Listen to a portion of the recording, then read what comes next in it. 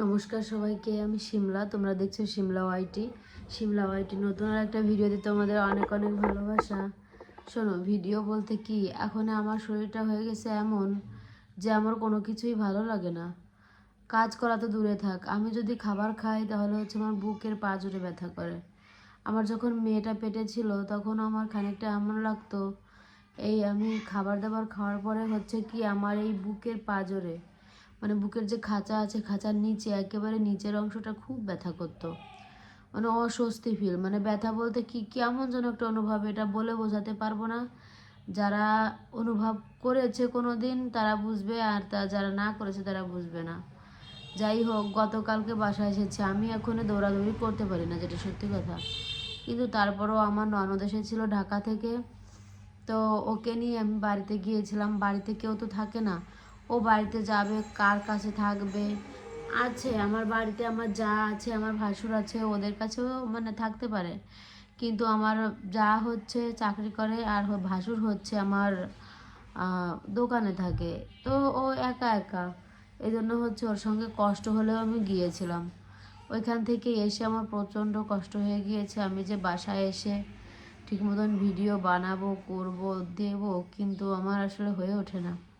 আর ইউটিউবে নগদ দেখছি কি যে অনেক ক্রাইটেরিয়া, অনেক কিছু করা লাগবে, এগুলো দেখেও ভয় লাগতেছে যে আমি কি পারবো করতে, আমি কি করতে পারবো এরকম। আমি দেখি মানে টুকটাক আমার লং ভিডিওতে ভালোই ভিউজ হয়, 50টে, 60টে, 100টা, 200টা। প্রথম অবস্থায় এরকম ভিউজ অনেকের হয় না। প্রথম অবস্থায় এরকম ভিউজ অনেকেরই হয় না, কিন্তু আমারও হয়েছে। 200-250 মতনও ভিউজ হয়েছে একটা ভিডিওতে, ওইটাই আমার হায়েস্ট ভিউজ।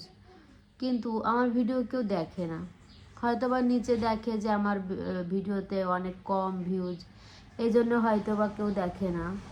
কিন্তু প্রথমত একটা কথা বলি, আজকে তুমি যাই করো না কেন, মনে করো কি যে তুমি আজকে ভিডিও বানাচ্ছ, আজকে থেকে ভিডিও ছাড়ছো, তোমার ভিডিও প্রথমত কেউই দেখবে না, এটা স্বাভাবিক ব্যাপার। মানে সব কিছুই বুঝি, জেনে শুনে সব কিছু আবার মেনে নিতেও কষ্ট হয় যে এত কষ্ট করে ভিডিও বানাই, এডিট করি, তারপরেও মানে ভিডিওতে ভালো ভিউজ হয় না। আরও নিজের শরীরের এই অবস্থা। এখন হচ্ছে প্রেগনেন্সি চলে 7 মাস, 6 মাস পার করে 7 মাসে পড়েছে। তারপরে একটা কথা আমি বলেছিলাম যে অনেক খুশি, মানে আমি একটা কারণে খুশি, যাক পরে বলবো সেটা, আমি খুশির খবরটা সেটা না বলে এখন। কিন্তু ইদানিং আমার কাজ করতে মানে ভীষণ কষ্ট হয়, ভীষণ।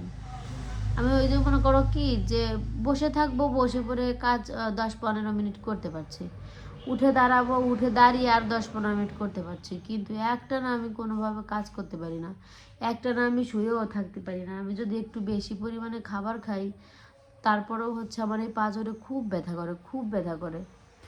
মানে এই যে যে অস্বস্তি, এই ফিলিংস আমি কাউকেই বলে বোঝাতে পারবো না। স্মৃতির বাবার এত ডিউটি, সে কখনোই বাসায় থাকে না, সে কখনো বোঝে না যে আমার বাসার এই অবস্থা, শিবলা শরীর খারাপ, বা আমার ছোট একটা বাচ্চা আছে, মানে আমার মেয়ের কথা বলছি, আমার মেয়ে আছে, মা আছে, সংসারে তো কাজ বা যাই হোক। কালকে ডিউটি করে এসে আমার পরে অনেক অনেক মানে রাগারাগি করছে যে তোমার ভালো লাগে না, ভালো লাগে না, বলো শুধু তুমি শুয়ে থাকো। ভালো যে কেন লাগে না, এই জিনিসটা যদি একটা ছেলে মানুষ উপলব্ধি করতে পারতো তাহলে কখনো এই জিনিস মানে এই কথাগুলো বলতো না।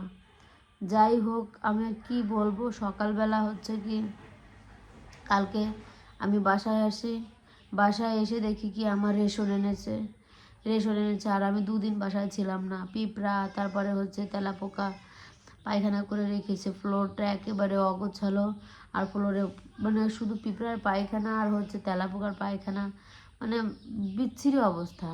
তারপরে রেশন এনে রেখেছে 1 বস্তা, 25 কেজি আটা, 6 লিটার তেল, 4 কেজি ডাল, সব মানে সব আনে নাই, অল্প অল্প যেটা লাগবে সেটা এনেছে শুধু। ওইখানে এনে আমার ওই খাবারের রুমে রেখেছে, ওইখানে রেখেছে। মানে আমি বাসায় ঢুকতে ডিম একটা 2 কেজি ডিম এনেছে, মানে এনে ওইখানে রেখে দিয়েছে। তো আমি মনে মনে ভাবছি কি যে একটু জিনিসগুলো গুছিয়ে রাখলেও তো পারে না। কিন্তু এই জিনিসগুলো মানে প্রত্যেকটা প্রত্যেকটা স্ত্রীরই এই জিনিসগুলো মনে করো যে যদি দেখে যে তার স্বামী একটু কাজ করেছে খুবই ভালো লাগে, কিন্তু আসলে যদি কেউ না করে তাকে জোর করে করানো যায় না, এটা হচ্ছে সত্যি কথা। যদি কেউ না করে কাকে জোর করে করাবে তুমি? যাই হোক, সকালবেলা ঘুম থেকে উঠেছি, ঘুম থেকে উঠে আমার শাশুড়ি মা রুটি বানিয়েছিল। তো দুটো রুটি মানে শুধু রুটি, শুধু দুটো রুটি আর কিছু না, সাথে দুটো রুটি খেয়ে আমি একটু জল খেয়ে আমি ভাবছি কি জাস্ট কদিন হলো সেদিনকে বললাম যে ভিডিও দেব এরকম, কিন্তু আসলে সেই এনার্জি থাকে না বুঝছো, যতই বলি মানে সেই এনার্জি পাই না যে আমি আজকে ভিডিও করব, ভিডিও দেব। আরও নতুন নতুন দেখি পেজ, ইউটিউবে ঢুকলেই ইউটিউবের অনেক কি কি বলে যে ইউটিউবে নাকি মনিটাইজেশন দিবে না, ইউটিউবের অনেক শর্ত বেড়ে গিয়েছে, আগে যেটা ছিল সেটা থেকে অনেক শর্ত বেড়ে গিয়েছে, এরকম শুনে তারপরে আবার মন খারাপ হয়ে যায়। এখন মন খারাপ হলে তো আর করার কিছু নেই। এটা তো আমার মনে করো যে আমার মন খারাপ হয়েছে সেজন্য যে আমি করব না বা অন্যরা করবে না তা তো না। মনে করো যারা স্ট্রাগল করেছে, যা তারা তো ভালো কিছুই করছে, তাই না? ভালো কিছু করছে না, অনেকে আমি দেখেছি ইউটিউবিং ফেসবুকিং করে অনেক কিছু করেছে, কিন্তু এখন তাদেরটা দেখা দেখি করলে তো হবে না। তাদেরটা দেখা দেখি করতে হয়, তাদেরটা দেখে মোটিভেশন নিতে হয় যে ও যখন পেরেছে আমিও পারবো, আমি কেন পারবো না, ও মানুষ আমিও মানুষ। হ্যাঁ, কিন্তু একটা কথা এখানে থেকেই যায়, ওর যতটুক ধৈর্য ছিল তোমার কি ততটুক ধৈর্য আছে? তুমি কি পারবে করতে? ও পেরেছে তাই তুমিও পারবে? ও ধৈর্য ধরে করেছে, টিকে থেকেছে, ওর সময় ভালো ছিল এই জন্য হয়েছে। আর তোমার সময় কি ভালো থাকবে, তোমার কি হবে কি না হবে, এটাও তো চিন্তা করার বিষয়। তবে আমি একটা কথা বলি, আমি দেখেছি আমার জানা মতে যারাই ফেসবুকে ইউটিউবে ধৈর্য ধরে কাজ করেছে তাদের মানে ওই পাশে যেন শব্দ হচ্ছিল, আমি উঠে একটু গিয়েছিলাম কি মানে ভিডিও পজ করে। যারাই ধৈর্য ধরে কাজ করেছে তারাই মানে জীবনে সফল হয়েছে, কিন্তু সেই ধৈর্যটা মনে করো তুমি বিনা পারিশ্রমিকে তুমি কত সময় কাজ করবে? প্রত্যেক দিনে যারা ভিডিও বানায়, এডিট করে, ভিডিও টাইম মতন আপলোড করে, একমাত্র তারাই জানে যে এর পিছনে কিন্তু টুকটাক অনেকখানি কষ্টই দেওয়া লাগে, অনেকখানি শ্রমই দেওয়া লাগে এখানে। যে তুমি বললে আমি ভিডিও বানাবো, ফোন তো সবার কাছে আছে, তাই না? এরকম একটা ব্যাপার, ফোন তো সবার কাছে আছে, মানে সবাই এখন অ্যান্ড্রয়েড ফোন সবাই ব্যবহার করে। এমন তো না যে অ্যান্ড্রয়েড ফোন ছাড়া আগে মানুষের ছিল না, স্বাভাবিক এটা মানে বাটন ফোনই চালাতো মানুষ, কিন্তু এখন তো মানে সবাই অ্যান্ড্রয়েড ফোন চালায়, তাহলে সবাই ইনকাম করতো, এরকম না ব্যাপারটা? আর ঠিক তাই, আমি একটা ভিডিও কিছুদিন ধরে দেখছি, ইউটিউবের প্রায় 500 সাবস্ক্রাইবার তাদের। আমি তাদের ভিডিও কোয়ালিটিগুলো দেখি, মানে তাদের ক্যামেরাটা ভালো, হ্যাঁ ক্যামেরা এইচডি ক্যামেরা মনে হয়, সম্ভবত ক্যামেরা ভিডিও দেখে বোঝা যায়। তাদের ভিডিওটা এমন মনে করো তারা যে যখন যেটা করছে ভিডিওতে তুলছে সেইভাবে থাম্বনেল ছাড়া, তারপরে এডিটিং ছাড়া, বেশি এডিটিং না, হালকা কাটছাট করে ভিডিওটা ছেড়ে দেয়। তাদের ভিডিওতে অনেক ভিউজ হয়, অনেক ভিউজ। এখন তারা 3 বছর ভিডিও ছাড়ছে, আর আমি হচ্ছে 1 মাসও ছাড়ছি না, 1 মাসও হয়নি, আর তার 3টা বছর। তাহলে চিন্তা করো, এখন আমি যদি তাদেরটা দেখে আমি যদি মানে এখানে বসে আমি ভাবি কি যে ইসরা আমারটাও হবে হয়তো বা এদেরটা হয়েছে, কিন্তু তাদের পিছনের সময়টা কেউ গোনে না। তোমার স্ট্রাগলটা কেউ দেখবে না, কিন্তু তোমার সফলতাটা সবাই দেখবে। যখন তুমি ভালো কিছু করবে তখন তোমার ভালো কিছুর ভিতরে দেখবে কি সবাই মানে ও এটা করছে আমিও করি, কিন্তু তোমার ভিতরের পিছনের কষ্টটা যদি তারা উপলব্ধি করতো, দেখতো, তাহলে তোমাকে এইটা বলতো না। তো আমি যেটা উপলব্ধি করতে পেরেছি, যে আমি দেখেছি যে ওরা 3 বছর ভিডিও করেছে, আমি সবে 1 মাস ভিডিও করলাম। এখন ওদের ভিডিও মানুষ দেখবে না আমার ভিডিও, তাদের ভিডিওর কোয়ালিটি যেমনই হোক, তারা অনেক কিছু জেনে গিয়েছে, অনেক কিছু বুঝে গিয়েছে, এখন আমার ভিডিও তো এইভাবে দেখবে না, দেখবে? আমার ভিডিওতে 200 150 60টা ভিউজ হলেও একটাও লাইক হয় না। কেন হয় না? ইউটিউবে এমনিতেও লাইকটা কম হয়, আমি দেখেছি। ভিউজের পর ডিপেন্ড করে ফেসবুকে অনেক লাইক হয়, তারপরে শেয়ার হয়, কিন্তু ইউটিউবে মানুষ একটু কমই আসে।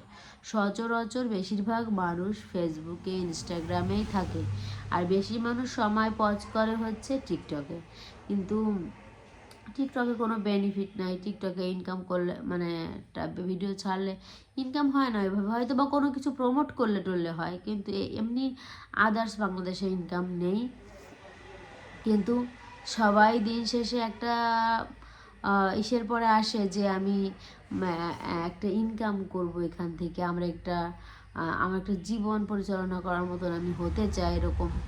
আমি অনেক ভিডিও দেখেছি এরকম, জানো, ইউটিউবারদের অনেক ভিডিও দেখেছি যে তারা ইউটিউব করে উমরা করছে পরিবার শুদ্ধ, ইউটিউব করে তোমার জায়গা কিনেছে, বাড়ি করেছে, হ্যাঁ, ইউটিউব করে অনেক দূরে ঘুরতে গিয়েছে। আমি অনেক ভিডিও দেখেছি। জানি না কখনো কোনো দিন হবে কি না হবে। যদি কোনো দিন হয়, আমি এইভাবে ঠিক ক্যামেরার সামনে বসে এসে মানে আমার খুশির কথা, আমি ওইভাবে ইনকাম আমার হওয়ার দরকার নেই, আমি টুকিটাকি কিছুই হালকা পাতলা ইনকাম করতে পারলেই হবে। আর হচ্ছে কি, আমি কখনো যদি ইউটিউবে মনিটাইজেশন পাই, তাহলে আমি সেদিন এসে বলবো কি যে আমি সফল হতে পেরেছি। আমি ফেসবুকে একটানা 1 বছর ভিডিও ছাড়তে ছাড়তে ছাড়তে ছাড়তে আমার একটা হতাশা চলে এসেছিলো। আমি ভাবতাম কি যে আমি হয়তো বা আর ইউটিউবিং করতে মানে ফেসবুকে ভিডিও করতে পারবো না। এত বিরক্ত লাগতো জানো, যে আমি এত কষ্ট করি, দিনে 5টা ভিডিও আপলোড করতাম, মানে 5টা ভিডিও না, 5টা পোস্ট করতাম, সকাল বিকাল 2টো ছবি, আর হচ্ছে 3টে ভিডিও, মানে শর্ট ভিডিও, যেটা হচ্ছে রিলস বলে ফেসবুকের ভাষায়। তো এরকম ছেড়েছি ছাড়তে ছাড়তে এখন দেখি হঠাৎ করে একদিন আমার মনিটাইজেশন দিয়ে দিয়েছে। এখন পরে আমি দেখলাম কি যে আসলে আমার তো ঠকাইনি, আমি তো কাজ করেছি 1 বছর। একটা মানুষ লেখাপড়া শেখে সেই ছোট থেকে লেখাপড়া শিখে সে বড় হওয়া অবধি, সে অ্যাডাল্ট হয়, তারপরে তার পড়াশোনা শেষ হয়, তারপরে সে চাকরি পায়। তারপরেও যে সে চাকরি পাবে কি না পাবে, এটাও কিন্তু মানে ইসের বাইরে, ভাবনার বাইরে, যে তার চাকরি হবে কি না হবে, ভাবনার বাইরে থাকে। কিন্তু এত বছর সে কষ্ট করেছে, তার ফলে সে একটা চাকরি পেয়েছে। তাহলে তুমি কি 1 বছর কষ্ট করে এখান থেকে চাকরির মতন ইনকাম করতে চাও? সেটা এখানেই সম্ভব, একমাত্র এই সোশ্যাল মিডিয়ায় যদি তুমি টানা 1 বছর একটু কোয়ালিটিফুল ভিডিও বানিয়ে আপলোড করতে পারো, এখান থেকে সম্ভব। আমি বিশ্বাস করি বিধায় আমি মাঝে মাঝে ভিডিও ছাড়ি, এবং এখন দেখি কি যে ইউটিউবে নতুন কি ক্রাইটেরিয়া আছে, অনেক কিছু, মনে করো আগে ছিল 4,000, এখন হয়েছে 8,000 সাবস্ক্রাইবার। ঠিকই আছে, সাবস্ক্রাইবার 1,000 হলেই মনিটাইজেশন দিবে, হ্যাঁ। আবার ওর ইনকামেরও দেখেছি কি কি মানে বাড়িয়েছে কমিয়েছে হয়তো বা এরকম। কিন্তু এগুলো আমি তো ভাবলে চলবে না। আমার কাজ কি? আমার কাজ হলো ভিডিও করে, এডিট করে ভিডিও পোস্ট করব, আমার কন্টেন্ট বানানো। আমার তো সে কি হচ্ছে কি না হচ্ছে এটা আমার দেখার দরকার নেই। আমি যদি শক্ত হাতে আমি যদি কাজ করি, তাহলে অবশ্যই আমি একদিন সফলতা পাবো, আমার আশা আছে। কিন্তু ইদানিং সত্যি কথা বলতে শরীরটা চলে না, বলি সব কিছু মুখে, কিন্তু শরীরটা এমনই খারাপ হয়ে গিয়েছে, ভালোই লাগে না কোনো কিছু। মনে করো কি যে এই যে এখানে বসে আছি, তো এখানে মনে করো যদি একটু পরে আর মানে লাইট আসে, কারেন্ট আসে, তাহলে আমি এখানে ফ্যান চালিয়ে এখানে শুয়ে পড়বো। আমার এরকম অবস্থা। পরে বেডে গিয়ে এখন শুয়ে পড়লে আর কখন উঠবো আমি বলতে পারবো না, এরকম।